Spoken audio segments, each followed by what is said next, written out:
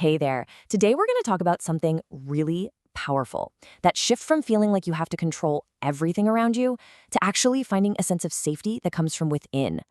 If this is something you struggle with, you're definitely not alone. So let's get into it. So let me ask you this. Have you ever had that thought? That little voice that says, if I could just get everything lined up perfectly, if I could just stick to this diet, organize my calendar, get everyone to do what they're supposed to do, then I'd finally be able to relax and feel safe. Gosh, that is such a common, deeply human feeling. And there's a word for this, right? We often call it micromanagement. But I want you to think of it more like a shield. When life gets messy, when things feel unstable and chaotic, it's such a natural instinct to try and shrink your world down to something you feel like you can control. Maybe that's food or your work to-do list or even, the people around you. But here's the thing, and this is really the heart of what we're talking about today. That attempt to control everything, it isn't actually creating safety. It's creating a power struggle, a constant, exhausting power struggle with your body, with your loved ones, and really with yourself. And man, is it tiring. So let's get into the why. Where does this impulse even come from? Because I promise you, it's not a character flaw, it's not about being weak. It's actually a really intelligent, deep-seated survival instinct that's just trying its best to protect you. It really boils down to this. For our nervous system, especially if we grew up in unpredictable environments, this one rule gets wired in super deep. Uncertainty equals danger.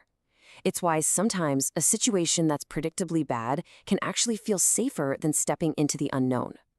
And I really need you to hear this, okay? Your need for control is not a personality flaw.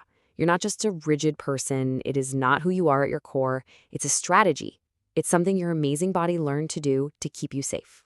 So let's just reframe this whole thing. It's a safety strategy. It was a brilliant, intelligent response your system came up with to create some sense of predictability when everything else felt unstable. It helped you survive. The only problem is, that strategy might be a little outdated for your life now. And this strategy, it shows up in all kinds of ways, right? Sometimes it looks like obsessing over every calorie or creating these super strict, punishing exercise routines. Why? Because it's a heck of a lot easier to focus on a fat-burning zone than it is to feel the chronic stress of a tough relationship or a soul-crushing job. They're like Band-Aids for a much deeper wound that's asking for a different kind of healing. So what is that different kind of healing? Well, this brings us to what I think is a total game changer. Understanding the difference between a demand, which is about control, and a true, authentic boundary. Okay, look at this. This explains it perfectly. On the left, you've got a demand. You need to stop yelling at me. See how you're trying to control the other person's behavior? That's the power struggle. Now look at the right. That's a boundary. If you yell, I am going to leave the room. The focus is all on your choice, your action. You're not trying to change them. You're simply taking care of you. Let's just let that sink in for a second. In a boundary, you are the one who gets to choose for you. It's about taking your power back. It's about your own agency instead of trying to grab onto someone else's. It's this huge shift from trying to manage everything out there to empowering yourself right here. And what's so wild is that a real boundary doesn't actually build a wall and push people away. It's the opposite. When you know deep down that you can and will protect yourself, you don't have to walk around with your armor on all the time. You can actually afford to keep your heart open, even when life gets messy. Okay, so we've been talking a lot of theory. How about we actually try to feel this? I want to guide you through a super simple, quick practice to give your nervous system a little taste of what safety feels like, right here, right now. So, just if it feels okay for you, I invite you to gently place one of your hands on your own face. And just imagine for a second that you're touching a tiny baby, that kind of tenderness. Now take one slow, deep breath in and a long, full breath out. That's it. Just one moment, offering yourself a little bit of tender, compassionate touch.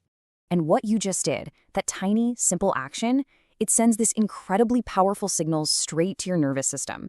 It totally bypasses all the anxious thoughts in your brain, and it communicates one profound message. Hey, right now, in this moment, you're safe. You don't have to control anything to be worthy of care.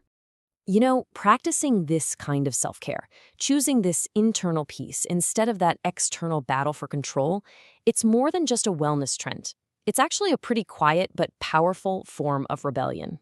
No, really, think about it. We live in a world that pretty much profits from us feeling anxious, on edge, and at war with our own bodies. So choosing to find peace inside yourself, that is a radical, rebellious act. It's you reclaiming your own home. And your home is your body. So I want to leave you with this one thought. What you weigh is the least impressive thing about you.